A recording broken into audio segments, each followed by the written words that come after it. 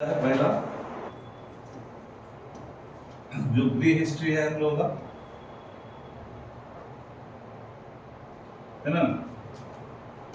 तो stone age जो है,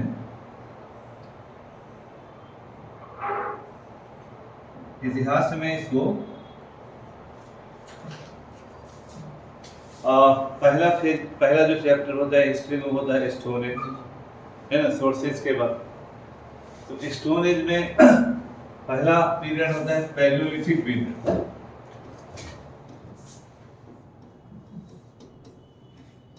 पैलियोलिथिक पीरियड होता है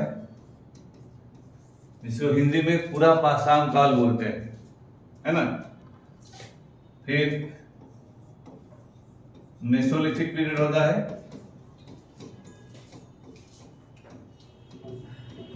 इसको मध्य पाषाण काल बोलते हैं। और तीसरा होता है नियोलिथिक पीरियड, जिसको नौ पाषाण काल बोलते हैं, है ना। तो मोस्ट ऑफ द इतिहास के अधिकतम दौर में ह्यूमन बीइंग जो है वो फूड गैदरर और हंटर है, यानी for his living survival he is dependent on nature. Hunting में भी उसका कोई योगदान नहीं, क्योंकि जो जानवर हैं वो अपने पैदा हो रहे हैं और जो फल फूल है वो अपने ग्रो कर रहे हैं। तो human being they are not food producer, they are dependent on nature for their survival. या जो फूड का नीड्स होता है उसके लिए जानवरों पर निर्भर है और जंगल से मिलने वाले प्रोडक्ट्स पर निर्भर है। यानी if there is no availability of animals, there is no availability of fruits and other things, they will not survive, है ना। तो for everything they are dependent on nature. आज हम लोग खुद सारा चीज उत्पादन करते हैं, लेकिन इतिहास के अधिकतम हिस्सों में ह्यूमन बीइंग्स नेचर पर डिपेंडेंट रहा है अपनी जरूरतों के लिए। तो इसीलिए ये दोनों फेज जो है, पैलियोलिथिक पीरियड और मेसोलिथिक पीरियड, ये दोनों का दोनों फूड गैदरर्स और हंटर्स का है। नियोलिथिक पीरियड में ही डोमेस्टिकेशन ऑफ एनिमल्स और कृषि का विकास होता है ना। तो आपकी किताब में जो है पहले उसको हम लोग देखते हैं, फिर उसी के दरमियान जो जो रेलिवेंट चीजें होंगी आपको हम बताते जाएंगे। We know about people who lived in the subcontinent as early as 2 million years ago। और विश्व के सभी हिस्सों से भी हर चीज के बारे में जानकारी जनरली नहीं मिलती, है ना। लेकिन जैसे जैसे ह्यूमन बीइंग्स है का ही एविडेंस है। भारत में मेसोलिथिक पीरियड से पहले का ह्यूमन स्केलेटन नहीं मिला, है ना। और जगह से मिला है लेकिन भारत से नहीं मिला है। लेकिन on the basis of archaeological remains, archaeologist try to describe history of the past. तो जो मैक्सिमम पीरियड है ये सब प्री हिस्ट्री के कैटेगरी में आता है। जैसे हिस्ट्री पहले बताया कि हिस्ट्री एंशिएंट हिस्ट्री 3 भाग में बढ़ता है, प्री हिस्ट्री, प्रोटो हिस्ट्री और हिस्टोरिकल पीरियड। प्री हिस्ट्री का मतलब हुआ पूरा स्टोन एज, है ना, पैलियोलिथिक, मेसोलिथिक, नियोलिथिक, चाल्कोलिथिक और आज के दौर में मेगालिथिक कल्चर्स ऑल्सो, है ना। पहले बताए हैं पूरा का पूरा स्टोन एज, यानी paleolithic period, mesolithic period, neolithic period, chalcolithic period और मेगालिथिक पीरियड, है ना। ये 4 प्री हिस्ट्री में आते हैं। सिंधु घाट Indus valley civilization protohistory में आता है कि evidence, written evidence are there but they have not been deciphered, ठीक है। और वैदिक काल से हिस्टोरिकल पीरियड शुरू होता है, when you have written evidences also, ठीक है। तो स्टोन एज के बारे में जो भी जानकारी है that will depend on the remains which have been gathered from historical sites. तो किस तरह से वो फूड प्राप्त करते थे generally, hunted wild animals, caught fish and birds, gathered fruits, roots, nuts, seeds, leaves, stalks and eggs। यानी जानवरों का शिकार करते थे, है ना, और उनका मीट खाएंगे, मछली पकड़ेंगे, बर्ड्स चिड़िया पकड़ेंगे, है ना, आज भी लोग पकड़ते ही हैं, फल, उसके जड़, नट्स, सीड्स, ये सब चीज, अंडा जोन सी का मिल गया, आज की तरह नहीं जो मुर्गे का अंडा खाएंगे, है ना, जो अंडा मिला या जो चीज मिला आज की तरह नहीं जैसे सिलेक्शन के हम मुर्गा का मीट खाएंगे कि खस्सी का खाएंगे, हाथी, घोड़ा, ऊंट, बहरा जो मिलेगा वही खाएंगे, है ना, जो अवेलेबल हुआ उस पर दनादन स्टार्ट हो गए। Hunter gatherers move from place to place, these are many reasons for this. Hunter और गैदरर्स जो थे एक जगह से दूसरे जगह क्यों घूमते थे? पहला है जो फर्स्ट है, यहीं से याद रखिएगा, तो जो क्वेश्चन वगैरह आता है उसमें लिखने में कहीं कोई परेशानी नहीं होगी। इफ दे हैड स्टेड, अच्छा हाँ, सीधे रट्टा मार के लिखिए, लगता है प्रीति कुमार। देखो ये जो है किताब है इसलिए लिख दिया है, स्टार्ट लाइन को ऐसे नहीं करना चाहिए, है ना, जब आंसर लिखेंगे यहाँ if they had stayed at one place for a long time they would have eaten up all the available plant and animal resources, therefore they would have had to go elsewhere in search of food। तो line start करो, people used to move from one place to other place in search of food, तब लिखो because if they stayed at one particular place for long time the available resources will exhausted। तो line जो है इसीलिए हम बार बार कहते हैं कि शब्दों को इनरिच करो, क्योंकि केवल बुकिश नॉलेज ही नहीं, अपने सब लंबा लाइन नहीं छोटा लाइन हो जाएगा, है ना। तो पहला जो होगा उसका जिस्ट है in search of food, food के तलाश में। Second, animals move from place to place either in search of a smaller prey और in the case of deer and wild cattle in search of grass and leaves, that is why those who hunted them had to follow their movements. दूसरा word to follow animals, जैसे geography जो channel है वो सब भी देखिएगा, तो seasonal migration जानवरों का दिखाता है। ये सवाना है या कहीं भी जंगल है जहाँ जानवर रहते हैं, तो जहाँ सीजनल लेक्स हैं या पॉन्ड्स हैं या ग्रासेज लैंड है, तो गर्मी होता है तो सूख जाते हैं, तो फिर जानवर मूव करते हैं जहां उनको घास पानी सब कुछ मिले।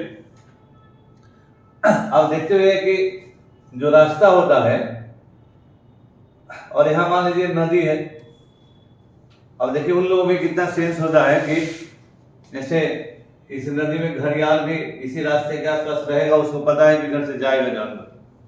और जानवरों में कितना सेंस होता है कि जिस रूट से वह इस साल आते हैं उसी रूट से वो अगले साल भी आएंगे, उनका रूट्स फिक्स्ड होता है ऑलमोस्ट। तो यहीं पर शेर भी रहेगा, शेर चीता भी लाइन लगा के रहेगा कि हजारों की संख्या में कोई भी जानवर आएगा तो दो चारों को तो मारेंगे। तो डिस्कवरी चैनल वगैरह देखिएगा तो ये सब देखने से बहुत आइडिया लगता है।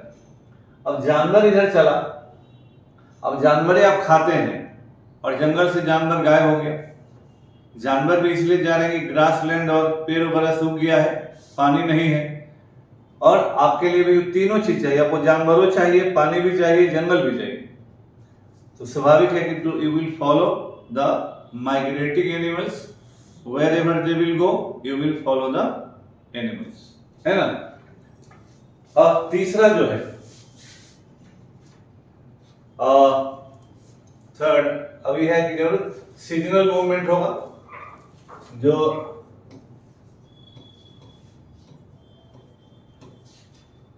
क्योंकि सीजन के अनुसार फल पेड़ों में आते हैं।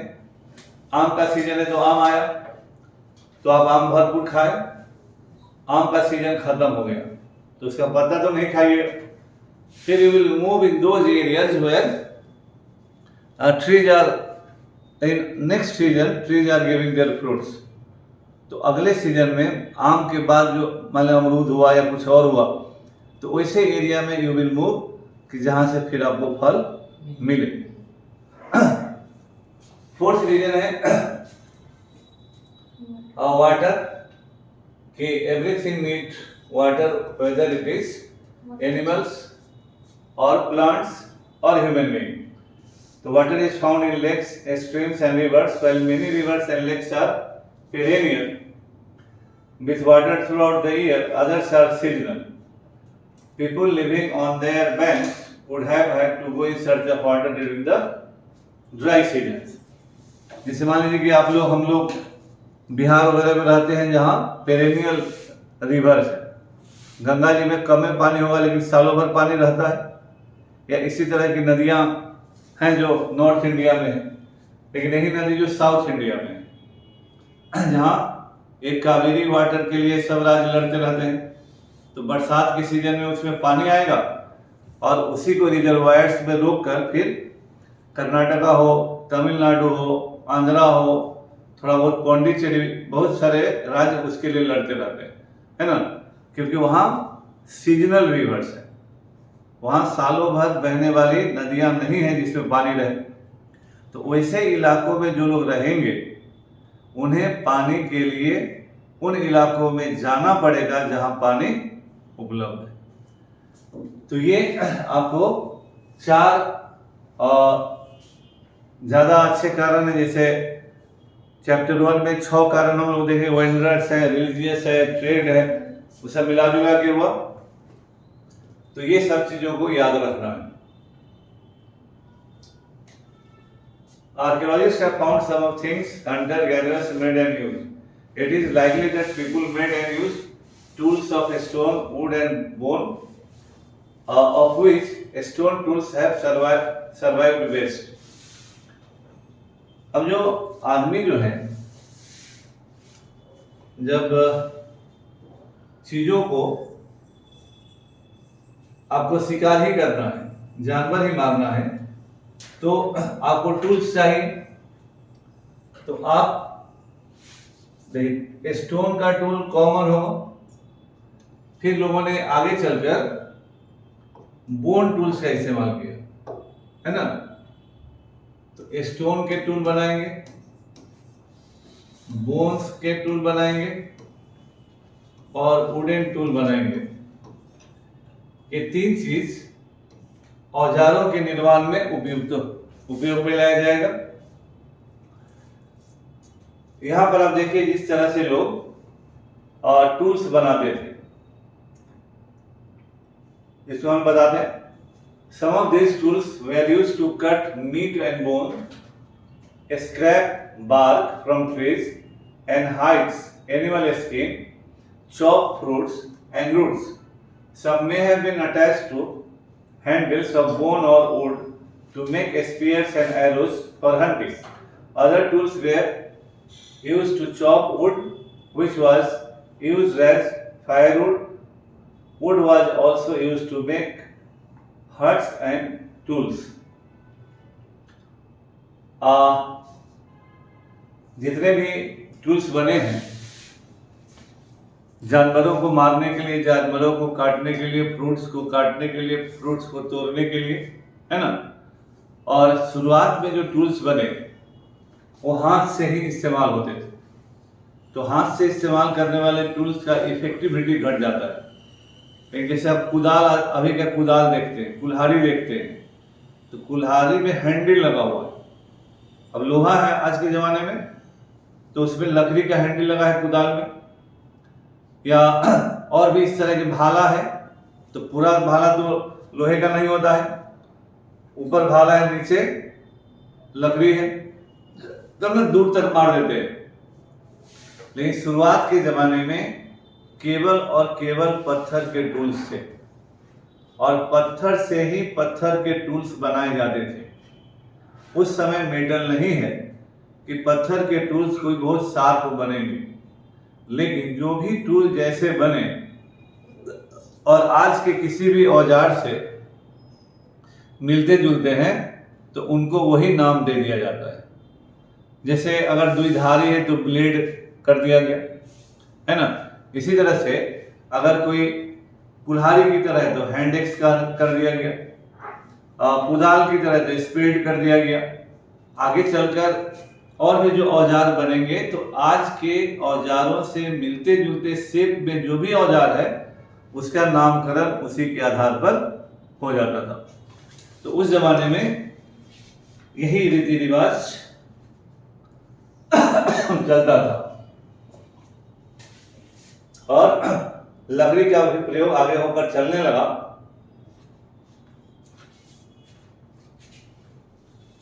ये सब जो है याद रखना है। जितने भी साइट है, बुर्जहोम है, मेहरगढ़ है, भीमबेटका है, कोल्डीवा है, महगरा है, चिराद हमारे बिहार में है,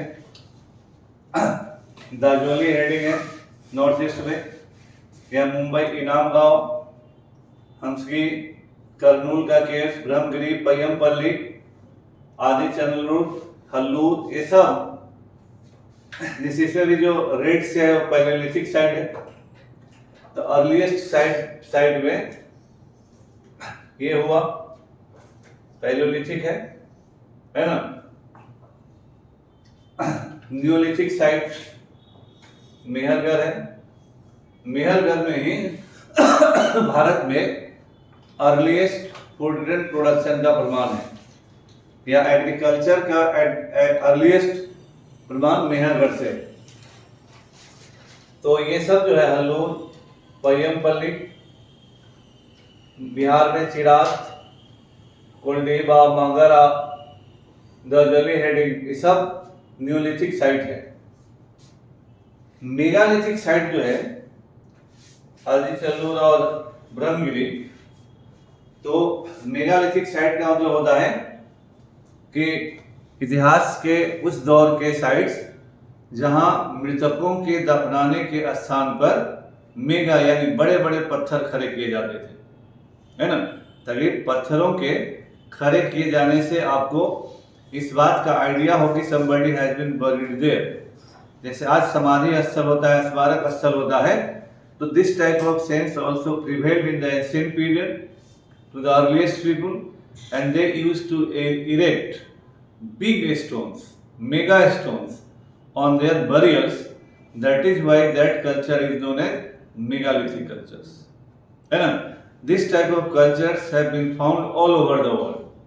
भारत में साउथ इंडिया में है केवल, लेकिन विश्व के ऑस्ट्रेलिया में, फ्रांस में, जर्मनी में बहुत सारे जगहों पर such type of evidences have been found all over the world। फिर अब जैसे अर्ली विलेज है तो ये तो जब वैदिक काल आएगा तो अर्ली विलेज के प्रमाण अपने आप ये इनाम गांव से भी है ना। ये सभी हिस्टोरिकल साइट्स जैसे मान लीजिए आप ध्यान में रखते हैं और आगे आपको मेंस में कहीं भी लिखने को आ गया तो मैप बना के और साइट को लोकेट करके 2-3 लाइन में लिखेगा तो बहुत बढ़िया नंबर मिलेगा, है ना। इसीलिए अभी से ही 6ठा क्लास का किताब है, अभी से आप मैप, हिस्टोरिकल साइट्स और सभी साइट्स के बारे में अलग अलग अभी से लिखते जाइए। बुर्जहोम है, मेहरगढ़ है, सब जहां मटेरियल मिले, और चौथाई जब नोट्स बने तो चौथाई छोड़िए, और प्रायः जब फाइनल नोट्स बनाइए तो पीछे के पन्ना में अभी मत लिखिए, क्योंकि अभी पढ़ाई जारी रहेगी। मान लीजिए उसी टॉपिक पर फिर आपको मिल जाता है मटेरियल, तो कहाँ ऐड कीजिएगा, अलग अलग नहीं, और खुले पेज में ही नोट्स बनाना चाहिए, ताकि आगे चलकर ऐड करना हो तो उसी में ऐड करते जाएं, और फाइनली एक टॉपिक का मटेरियल एक ही जगह रहे, ताकि रिवीजन में वो आसान रहेगा। और जैसे जैसे आप पढ़िएगा आपको समझ में आएगा कि हाँ हम नया चीज क्या पढ़ रहे। या उस टॉपिक पे हमको नया क्या मिला। As a stone tools were important, people tried to find place where good quality stone was easily available. A painting from a rock shelter describes the painting. Many of the caves in which these early people lived have paintings on the walls. Some of the best examples are from Madhya Pradesh and southern Uttar Pradesh. These paintings show wild animals drawn with great accuracy and skill. Bhimbetka at present in Madhya Pradesh. तो इसको भी याद रखिए, भीमबेटका कहाँ है? तो मध्य प्रदेश में है, कभी नहीं भूलना चाहिए, इसको याद रखिएगा। This is an old site which caves and rock shelters. People those choose these natural caves because they provided shelter from the rain, heat and wind. These rock shelters are close to the Narmada Valley. तो पहले ही जान लेना है, जो पहले की किताब में भी हम लोग बताए हैं कि इस पीरियड में लोग वहीं रहेंगे जहां उनको स्टोन मिलेगा, जहां उनको वाटर मिलेगा और जहां उन्हें फॉरेस्ट, फ्रूट्स के लिए और जानवरों के लिए, है ना। ये तीन चीज जहां मिलेगा वहीं जनरली आदमी रहता है स्टोन एज में, है ना। जिस चीज की भी कमी होगी they will move away from that place. और पेंटिंग जो है यह बहुत ही क्रिएटिव दिमाग का उपज होता है, लेकिन उस पीरियड में भी people were so much creative that they are making somewhat accurate painting. The animal is flying and the human being is following the animals. शिकार करना है, पकड़ना है, तो जानवर बेचारा भाग रहा है, आदमी जो है उसको कहा कि रुक कहाँ जा रहे, तुमको खाना है हमको, है ना।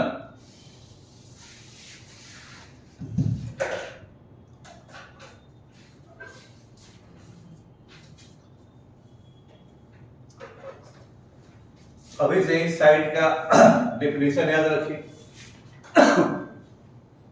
हमेशा के लिए याद रखना। Sites are places where the remains of things, tools, pots, buildings were found. These were made, used and left behind by people. These may be found on the surface of the earth, buried under the earth, or sometimes even underwater. You will learn more about different sites in later chapters. तो इस तरह के जो sites होते हैं, जैसे मान लीजिए हड़प्पा है, मोहनजोदड़ो है, तो उसको खोदा गया और उसके नीचे जो हमको रिमेन्स मिले।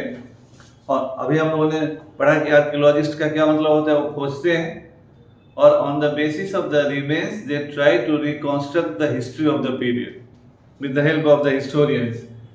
तो इस सब को अभी से ही परिभाषा, कोई भी पूछे कि साइट क्या, दूर फटाक से बोल दे, ठीक है ना।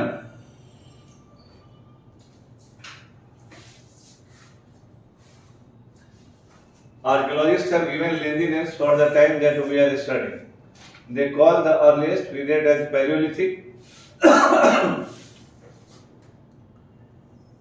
Paleo means old, lithos means stone. ये हमेशा के लिए याद रहना चाहिए, इसको भुलाना नहीं है। घर जाके 2 बार 3 बार पढ़ लीजिएगा, याद हो जाएगा। The name points to the importance of finds of stone tools. The Paleolithic period extends from 2 million years ago to about 12,000 years ago. This long stretch of time is divided into lower, middle and upper Paleolithic. This long span of time covers 99% of the human history.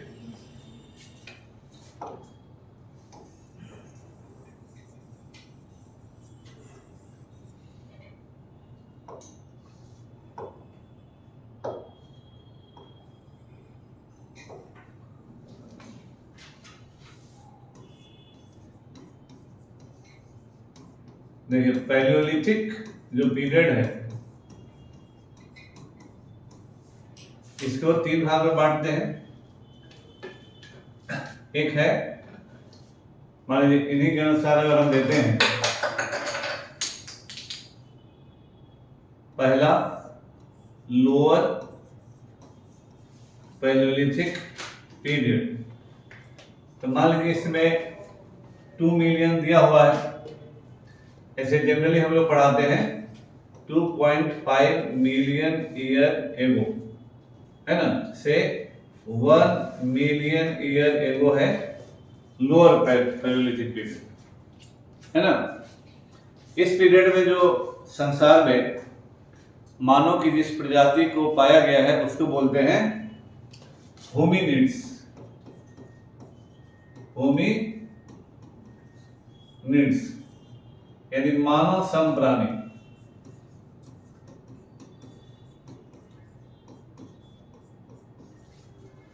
क्योंकि हम लोग जो है, जैसे जानवर चौपाया होता है, कमर सीधा हो गया तो हाथ आ गया, तो आप होमो इरेक्टस हो गए, है ना। और भी बहुत सारी विशेषताएं हैं। तो इतिहास में एक ये भी दौर चलता है, अभी भी जारी है, कि who where the ancestors of the homo sapiens. हम जो अभी मनुष्य हैं, हमारा पूर्वज कौन है। तो आज भी लोग कह देते हैं कि हम लोग बंदर की संतान हैं, बंदर हमारे पूर्वज है ना। उछल कूद मचाते हैं घर में तो नहीं बोलते बंदर होगा जी, है ना।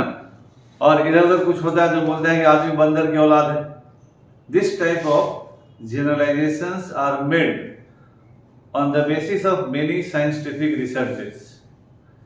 तो आर्कियोलॉजिस्ट ने और हिस्टोरियंस ने और साइंस के साथ मिलके they have tried to search for our ancestors. लेकिन सर्च हुआ है बहुत, और उसी क्रम में स्टोन एज का कहानी आया है, विश्व का बहुत सारे चीजों का कहानी आया है। जियोलॉजिकल टाइम स्केल भी पढ़ा गया है, नए नए रिसर्च भी होते रह रहा है हमेशा।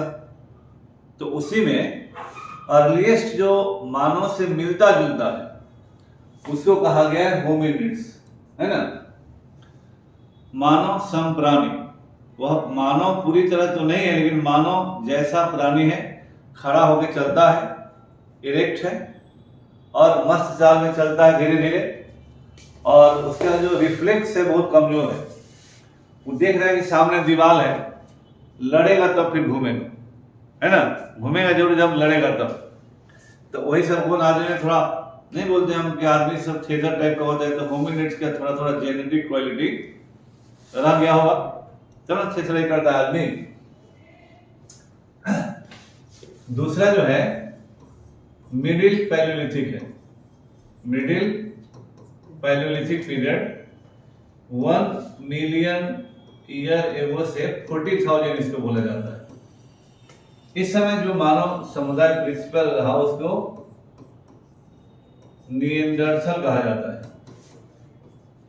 है ना, निएंडरथल मानव। एक्चुअली में Neanderthal is a place in Germany. Germany में एक जगह है और पूर्वजों का खोज हो रहा था। तो यहाँ पर कुछ स्केलेटन्स मिले जो आधुनिक मानवों से मिलते जुलते थे, है ना, और होमिनिड से कुछ अलग थे। तो उस समय तो हल्ला हो गया कि मिल गया हम लोग के पूर्वज। लेकिन बाद में पता चला थोड़ा सा से मिस कर गए। तो there is a missing link का एक थ्योरी है। बहुत सारे स्टेप जाते हैं, नजदीक पहुंचते लगता है कि जा रास्ते से कुत्ता नहीं होता है जो इन्वेस्टिगेट करता है, चोर को खोज रहा है जब तक नदी आ गया तो उसका जो सुगंध है, स्मेलिंग सिस्टम खत्म हो गया, पानी में किसे स्पेल करेगा। वैसा ही हो रहा है मानव के पूर्वजों के खोज में। तो Neanderthal to be our they only escape to be our ancestors, है ना, लेकिन मिलते जुलते हैं और जिनका बुद्धि का लेवल मानव संप्राणी से बेहतर है, और मूवमेंट और एक्शन रिएक्शन सब बेटर है। तीसरा जो है वो है अपर पैलियोलिथिक पीरियड। अच्छा याद रखिए, it was in the middle Palaeolithic period की कंट्रोल्ड फायर, नियंत्रित आग का फाइंडिंग को साइंटिफिकली माना जाता है। ऐसे आग का एविडेंस लोअर पैलियोलिथिक पीरियड्स का भी चाइना से मिला है, but still it is believed कि इट वाज एक्सीडेंटल फायर। अपने आग लग जाए और हम जानबूझकर आग लगाए, दोनों में फर्क होता है। तो जो मिडिल पैलियोलिथिक पीरियड है इसमें कंट्रोल्ड फायर का है, और मिडिल पैलियोलिथिक पीरियड केव एज भी कहलाता है, गुफा युग कहलाता है। इस पीरियड में गुफा में ज्यादातर लोगों के रहने का प्रमाण है। फिर आगे के क्लास में हम लोग पढ़ेंगे और जीएस में, क्योंकि हम लोग जीएस और एनसीईआरटी को मिक्स नहीं करते हैं, है ना। हम लोग चाहते हैं कि एनसीईआरटी पहले आप बढ़िया से पढ़िए, फिर दूसरे लेयर का पढ़ाई प्रीलिम्स कीजिए और अंत में आप मेंस कीजिए। तो 3 लेयर में जब आप पढ़ते हैं तभी आपका जानकारी सुदृढ़ होता है, लेकिन इतना पेशेंस आज के बच्चों में नहीं है। इसीलिए यूपीएससी में सक्सेस रेट जो होता है 0.034% होता है, यानी 99.99% को फेल होके घरे जाना है। वो बीपीएससी की तैयारी करे या यूपीएससी की तैयारी करे। इसलिए कोचिंग में जो भीड़ होता है वो तो 99.5% लाएगा। तो उसको दाल भात सब्जी फटाफट बन के खाना मिलना चाहिए, कॉपी भरना चाहिए और मोटा मोटा स्टडी मटेरियल मिल गया, उसको मस्त है कि चलो इतना मटेरियल मिल गया, अब तो बेड़ा पारे, हम तो आईएएस का बोर्ड लगिए गया, मने मने सपना देखने लगता है। अगर किताबें और मटेरियल से यूपीएससी करना हो तो जितना कोचिंग में पैसा देते हैं उतना पैसा में तो आप अपने घर में बड़ा सा लाइब्रेरी खोल लीजिएगा और जीवन भर लोगों याद करें कि लाइब्रेरी खोल के गांव में छोड़ दिया, है ना। तो ये अपने आप को डेवलप करने का चीज है यूपीएससी, या अच्छे से बीपीएससी करना है तो अपने को ग्रो करवाना होता है। अनाज जो होता है फसल, ऐसा नहीं होता कि आज बो दी और कल हो गया। तो इसी और अनाज में भी जो अच्छे से खाद पानी नहीं मिलता है तो सूख जाता है। तो जिंदगी का हर दौर भी वैसा ही होता है। पढ़ाई उसमें सबसे कठिन दौर होता है, क्योंकि हर आदमी के बस में नहीं होता है सीरियस पढ़ाई कर लेना और समझना इसके लिए सबसे इम्पोर्टेंट है। और समझना हमेशा इंटरेक्शन से आता है, फेस टू फेस पढ़ने से आता है, ऑफलाइन से पढ़ने आता है। ऑनलाइन पढ़ाई केवल अपने आप को धोखा देना है, और जो भी प्रचार करता है वो झूठ बोलता है, अपने बढ़िया से पढ़े रहता है। और ऑनलाइन पढ़ाई केवल पॉलिश करने के लिए पढ़ता है, जो पढ़ा हुआ है थोड़ा उसका एडिशन हो गया और कह देगा कि हम तो ऑनलाइन पढ़ गए, है ना। तो ये लोग बहुत ही, और जो सफल उम्मीदवार से वो सब तो पैसा लेके झूठ बोलता ही है, जो हो जाता है वो सब इसी तरह से झूठ बोलता है। इसीलिए हर आदमी की वास्तविकता उसकी अपनी होती है। आपका बैकग्राउंड क्या है, आप कहाँ से पढ़े हैं, आपका पृष्ठभूमि, वो ना डिसाइड करेगा कि आपको किस चीज की जरूरत है, ठीक है ना। तो उस तरह से मिसलीडिंग तो हो ही रहा है अभी के समय में। तो इसी समय कंट्रोल फायर है। और देखिए विश्व का जो क्लाइमेट है वो लगातार चेंज करते रहा है। पृथ्वी बिग बैंग थ्योरी के अनुसार बनी है, अभी तक का जो एक्सेप्टेबल सिद्धांत है, और जलते हुए अग्नि की भांति थी, है ना। फायरिंग पॉट थी, बॉइलिंग पॉट हुई, और उसके बाद पूरी पृथ्वी फ्रीज कर गई, है ना। हम लोग चौथे अंतरहिम, फोर्थ मेजर इंटरग्लेशियल पीरियड में है। इस पृथ्वी पर एक inch was covered with ice. It has slided, then the surface came up. तो ये जो होमिनिड्स हैं वो आइस एज में ही है ना। और फिर इस पीरियड में भी आइस गिरा, और वर्तमान पृथ्वी तो लगभग 10 से 12,000 ईस्वी पूर्व के स्थिति में है। तो अपर जो पैलियोलिथिक पीरियड है, इसी समय होमो सेपियंस था। तो हम लोग जो है पृथ्वी पर बहुत ज्यादा पुराने नहीं है। होमो सेपियंस 40,000 साल पहले आए। तो यहां से अभी के मानव का इतिहास का शुरुआत होता है। Still we were hunters and food gatherers throughout the period. अब जब आग मिल गया तो रोस्टेड मटन खाए, और उसके पहले जहां जानवर मारा वहीं पार्टी स्टार्ट। तो जो भी रिवेंस मिले उसके आधार पर यही अनुमान लगाया गया है। और चीज के बारे में फिर हम लोग आगे पढ़ेंगे। The period when you find environmental changes beginning about 12,000 years ago till about 10,000 years ago is called Mesolithic, Middle Stone Age. Stone tools found during this period are generally tiny and are called microliths. है ना? Microliths were probably stuck on handles of bones or wood to make tools such as saws and sickles. At the same time, older varieties of tools continued to be in use. The next stage from 10,000 years ago is known as Neolithic. What do you think the term Neolithic means? We have also mentioned the names of some places. You find the names of many more places in later chapters. तो ये भी आपको हम बताएंगे।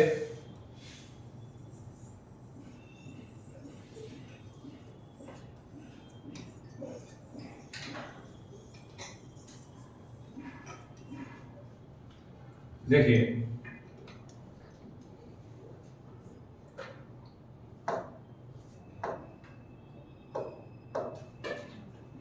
Mesolithic period जो है मध्य पाषाण का, ऐसे तो इसमें भी यही है, लेकिन इसको 10,000 से 9,000 भी जनरली माना जाता है। अब इसमें 12,000 से 10,000 माना गया है। तो मेसोलिथिक पीरियड को कहा जाता है bridge between Palaeolithic and Neolithic. पूरा पाषाण काल से नव पाषाण काल के बीच यह एक पुल है ना। इट कनेक्ट्स और divides Mesolithic period from Neolithic period, Palaeolithic period from Neolithic period. Mesolithic period जो है इसलिए इंपॉर्टेंट है कि the world got its present geographical form in Mesolithic period. हमारा विश्व जो है अभी जिस भौगोलिक स्वरूप में है यह मेसोलिथिक पीरियड में आया। जितने सागर, महासागर, देश, महादेश, Mediterranean sea, anything, everything got its present shape in the Mesolithic period. ठीक है ना। फिर कुत्ता इसी समय आदमी का मित्र बना। डॉग अर्लीस्ट फ्रेंड है आदमी का, हाँ, है ना। कुत्ते से आदमी की दोस्ती सबसे पहली बार हुई क्योंकि कुत्ता हंटिंग में सहयोग करता था। क्योंकि जब इस समय का क्लाइमेट वार्म था, फॉरेस्ट कवर आ गया, हरियाली आ गई, जंगल आ गए, और इनके कारण जंगल पर निर्भर छोटे छोटे जानवरों का जन्म हुआ। हिरन आए, खरगोश आया, तो इस तरह के जानवरों का शिकार करना आदमी के लिए बड़ा मुश्किल होता था। और जानवर और कुत्ता जो होता है सबसे कमजोर शिकारी होता है। कुत्ता हमेशा झुंड में शिकार करता है, प्रोबेबली ऐसा माना जाता है। एक आर्कियोलॉजिस्ट और हिस्टोरियंस ने उसको एक स्टोरी बनाया है कि जैसे आदमी जो है जंगल से शिकार करके लौटा, कुत्ता सूंघने वाला जानवर है, उसको लग गया कि हाँ ले जा रहा है मार्केट मीट, वो भी पीछे पीछे लग गया। आदमी अपने झोपड़ी तक आया, खाया पिया और हड्डी फेंक दिया। कुत्ता भी उसको करकराया साइड में रह के। तो कुत्ता में ओबीडियंस बहुत ज़्यादा होता है। आप भी कुत्ता को अगर 2 दिन खिला दीजिएगा, रोड वाले कुत्ता को भी, तो आइएगा तो तुरंत आपको देखकर चमचागिरी करने लगता है ना। रोड पर भी अगर स्ट्रे डॉग भी है, चौराहा हो, उधर हो, 2 दिन आप उसको कुछ खिला कर देखिए, जैसे ही उधर से गुजरिएगा सूंघ लेगा कि मेरा आदमी जा रहा है, तुरंत दुम हिलाने चला आएगा, है ना। लेकिन आदमी तो उसका भी गुरु है। आदमी देख ले ओ अच्छा, तो फिर जब आदमी चला तो बेचारा कुत्ता भी चला। आदमी जानवर की तरफ दौड़ा तो और तेजी में दौड़ा, इसको लग गया कि उपयोगी है। तो आदमी से चालाक और दुष्ट इस संसार में कोई नहीं होता। आदमी को जिससे काम होता है आदमी उसका दीवाना हो जाता है और काम हुआ नहीं कि फिर पलट कर नहीं देखता है ना। तो आदमी से नमक हराम इस संसार में कोई नहीं होता है।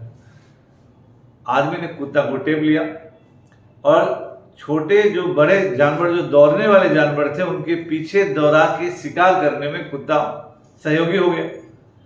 तो एक कुछ लोग लिख देते हैं कि हाँ, कुत्ता मेसोलिथिक पीरियड में ही डोमेस्टिकेटेड हो गया, पालतू हो गया, लेकिन जनरली माना जाता है कि इस समय आदमी और कुत्ते के बीच दोस्ती के संबंध मजबूत हुए। ठीक ना। तो मेसोलिथिक पीरियड वही है, लेकिन सबसे इंपॉर्टेंट बात इसको याद रखने के लिए है कि संसार का वर्तमान भौगोलिक स्वरूप मेसोलिथिक पीरियड में ही आया। इसीलिए जितने देश, महादेश, सागर, महासागर, झील, कुआं, जो भी है, whatever it is, they came into existence in the Mesolithic period. तीसरा जो है नियोलिथिक पीरियड है। वर्ल्ड हिस्ट्री में से 9000 से 2000 इसको माना जाता है। नियोलिथिक पीरियड का मतलब हुआ कि जिस पीरियड में कृषि की शुरुआत हुई और domestication of animals, rearing of animals, पशुपालन और कृषि। इतिहासकारों का और आर्कियोलॉजिस्ट में, जैसे मान ली हिस्टोरियन में भी डीडी कोसाम्बी वगैरह है, तो उनका कहना है कि history change when there is a technological changes. तकनीकी परिवर्तन ही इतिहास को बदलता है। Change in tools changes history. औजारों में तकनीक, इसमें परिवर्तन इतिहास को बदल देता है। तो नियोलिथिक पीरियड में ज़्यादातर लोगों का कहना है कि इस समय जो टूल्स या औजार उपकरण बने वो बहुत ज़्यादा इफेक्टिव थे, प्रभावी थे और आदमी के जीवन के लिए बहुत ज़्यादा उपयोगी थे। लेकिन इस पीरियड की सबसे बड़ी विशेषता यही है कि एग्रीकल्चर की शुरुआत हुई और पशुपालन की शुरुआत हुई। तो वो जो हम लोग पढ़ रहे थे एग्रीकल्चर और डोमेस्टिकेशन ऑफ एनिमल्स, ये विकल्प हो गया हंटिंग का और फूड गैदरिंग का। तो here you are dependent on nature, now you are food producer. तो your dependence on nature comes to an end, है ना। ऐसा नहीं कि आपका आज भी कोई हमारा नेचर पर डिपेंडेंस खत्म हो गया, फल फूल हवा पानी सब नेचर से ही ले रहे हैं, लेकिन अपने भोजन की आवश्यकताओं के लिए पूरी तरह प्रकृति पर निर्भर होने की प्रक्रिया खत्म हो गई। अब इस समय नहीं था कि हाँ सुबह सुबह उठे और औजार लिए और बोले चल जंगल में जानवर मार के लाना है या फल फूल लाना है तब हम लोग भोजन बनेगा, है ना। इस समय है शुरू में सब्सिस्टेंस और बहुत ही लो लेवल ऑफ एग्रीकल्चर है, लेकिन कुछ अनाज हो गया, अब कुछ जानवर है, तो अब आपको खाना है तो अनाज निकाले, वो जानवर मारे, दोनों मिला के खा लिए, घर में बैठल है। अब जब आप रुके तो दिमाग आपका चलना स्टार्ट करता है। इसीलिए जब भोजन की आवश्यकता की पूर्ति हो जाती है तब आदमी का क्रिएटिवनेस बढ़ जाता है ना। और इसीलिए जितना परिवर्तन लाखों लाख साल में नहीं हुआ उतना परिवर्तन नियोलिथिक पीरियड से आज तक हो गया, है ना। लाखों साल में हम लोग फूड गैदरर और हंटर ही रहे और इतना दिन में अब हम लोग जोमेटो से खाना मंगवाने लगे, है ना, और रेडीमेड खाना खाने लगे, और एस्ट्रोनॉट्स सैकड़ों दिन स्पेस में रह जाते हैं आर्टिफिशियल खाना से। तो इस युग में आप आ गए तो ऐसे भी जब आदमी के लिए फूड सिक्योरिटी हो जाती है तो उसके सोच का तरीका बदल जाता है। तो ये इस पीरियड में होगा।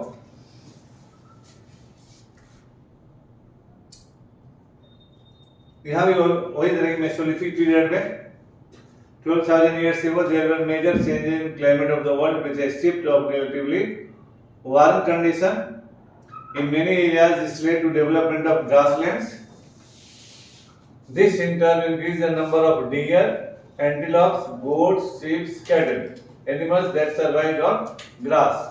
यानी क्लाइमेट चेंज किया, नए पेड़ पौधे घास आया और उस पर निर्भर जानवरों का विकास हो जाता है. Those who hunted these animals now followed them, learning about their food habits and their breeding seasons. It is likely that this helped people to start thinking about herding and rearing these animals themselves.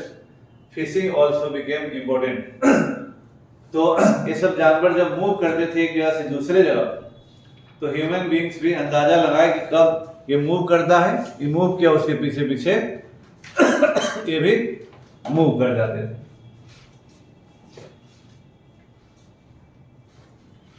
Beginning of farming and herding. This was also a time when several grain-bearing grasses, including wheat, barley, and rice, grew naturally. In different parts of the subcontinent, men, women, and children probably collected these grains as food and learned where they grew and when they ripened. This may have led to them think about growing plants on their own. In this way, people became farmers. People could also attract and then tame animals by leaving food for them near their shelters. The first animal to be tamed was wild ancestors of the dog.